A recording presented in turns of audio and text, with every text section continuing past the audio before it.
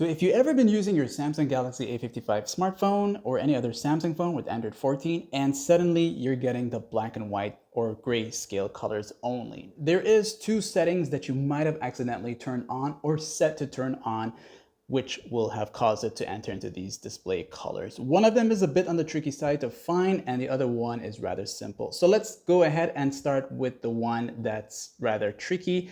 And first you will notice if it's on by seeing the do not disturb here. And if you do have your icons here to the top enabled, you'll see that little bed icon right there.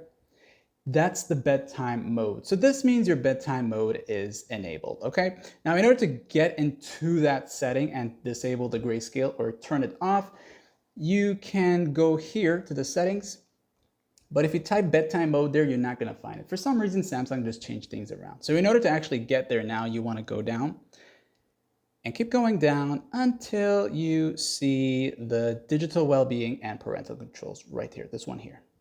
As you enter here, some things might load up and you will want to go down and keep going down. And then you'll see where it says looking for something else and it's bedtime mode, all right? As you go here, if you don't see it anywhere else, that's one way of finding it. Now, it could be that it's turned on and you just simply need to turn it off. However, you also want to check into the other actions section right here, which is the grayscale. So as I turn this off here, you'll get back your colors. But while you are here, maybe you want to keep the bedtime mode, but you don't want the grayscale. You'll come back to the other actions section here and you will see this here and it's on. So just tap on this minus so it can come out so that the next time you turn on your bedtime mode, it will not be in the way, okay? So that's one way. The other way is perhaps the color correction is enabled. So now with color correction, it is going to be a bit easier to find as once you have your black and white colors enabled. Because of that, you'll go into the settings once again, then simply use the search bar here and type in these words, color correction.